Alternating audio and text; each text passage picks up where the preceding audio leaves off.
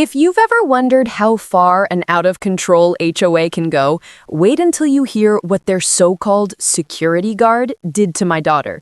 Before I get into it, tell me which country you're watching from. And if you like these stories, make sure you like and subscribe for more. The trouble began on a quiet afternoon in a neighborhood that looked peaceful on the outside, but carried a deep undercurrent of arrogance and control. For years, the HOA board had acted like their rules were sacred law. They handed out fines for grass that grew half an inch too long. They threatened homeowners over parking a truck in their own driveway. And they liked to call their security team elite, even though everyone knew they were just volunteers in matching shirts. I tolerated all of it because it wasn't worth the constant fighting. My daughter, though, had just moved in with me for a few weeks while she waited for her new home to close. She had spent 12 years in federal service, most of that time with the FBI. She worked in tactical operations and trained agents to handle high-risk situations. She knew discipline, restraint, and confidence. She kept a low profile and didn't tell anyone who she was or what she did. The plan was to rest, reset, and enjoy some quiet evenings with family. That plan didn't last long. The HOA had recently hired a new security volunteer named Dave. He was the type who treated a reflective vest like a badge of honor. He parked his personal sedan near the entrance and stuck magnetic "Security Patrol" decals on the doors. Residents joked about him constantly, but no one thought he was dangerous. He was just another petty man who wanted authority he didn't earn. One evening, my daughter went on a simple walk around the neighborhood. She wore her earbuds, stayed on the sidewalk, and didn't speak to anyone. She didn't even notice when Dave, the self-appointed patrolman, started following her from a distance. He didn't like the way she looked at her phone. He didn't like that she didn't greet him.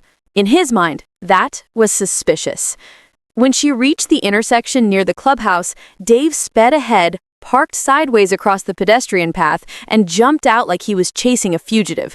My daughter wasn't intimidated, but she was confused. She paused, kept her hands visible, and waited for him to explain himself.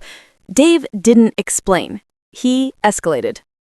He put his hand on a weapon he wasn't trained to carry, a handgun he kept in a cheap holster, and aimed it at her. He shouted, but my daughter had removed her earbuds by then. She stood still, calm, and assessed everything the way she'd trained her team to do in dozens of real operations. She could read his body language in seconds. He wasn't a professional, he wasn't stable, and he was seconds away from a tragic mistake. She didn't move, she didn't react, she didn't provoke him. Her silence frustrated him even more. I was at home when a neighbor came pounding on my door. She had witnessed the entire thing from her porch and knew I needed to get there immediately. I ran faster than I had in years. When I reached the clubhouse path, I saw the most surreal image I had ever witnessed.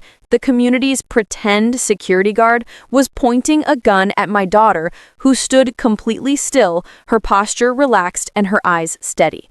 Before I could shout, a real law enforcement vehicle rolled up behind us. It wasn't luck, it wasn't a coincidence, it was training. My daughter had already triggered a silent alert on her smartwatch the moment he reached for the weapon. It was the same emergency alert system she used during tactical operations. It connected directly to her agency and the nearest response unit. While Dave yelled, an actual sheriff's deputy stepped out of his car and took control with real authority. He ordered the volunteer guard to drop the weapon. Dave tried to claim he was protecting the neighborhood. He tried to act like he had caught a criminal, but when the deputy asked for his security credentials and training certificates, he had nothing. The deputy had to cuff him for brandishing a firearm and threatening a resident without cause. My daughter finally stepped forward, calm and steady, and identified herself. The deputy recognized her unit and immediately shifted from suspicion to respect. The HOA board, who had gathered near the walkway, looked like they had swallowed rocks. They had always talked about their security team like it was something official. Now they realized they had been giving authority to a man who had no training, no restraint, and no business carrying a weapon. The deputy apologized to my daughter for the ordeal. She told him she was fine and that she understood his job wasn't easy. She asked him to make sure the HOA didn't cover this incident up. He assured her that body camera footage was already rolling. The next morning, the neighborhood was buzzing. The HOA tried to deny responsibility. They said Dave acted alone. They said they didn't know he carried a firearm. But neighbors pushed back hard.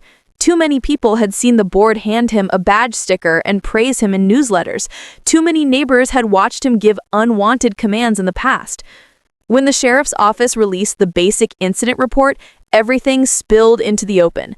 Dave was charged with assault, unlawful brandishing a firearm, and impersonating licensed security personnel. The HOA was hit with a negligence investigation for allowing him to act in their name. Several board members resigned within days. My daughter didn't brag or celebrate. She simply shook her head and said the outcome could have been much worse if she hadn't known how to stay calm. She hoped the board learned something from it. Weeks later, the neighborhood was quiet again. The HOA shut down their volunteer security program.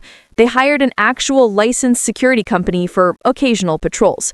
Many neighbors reached out to my daughter, not only for how she handled the situation, but for preventing something far more tragic. As for Dave, he moved out before the case even reached court.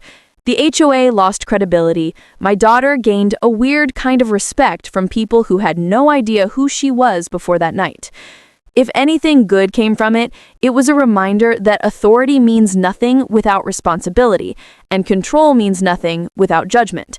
One man wanted to play hero, and he almost turned a peaceful neighborhood into a disaster.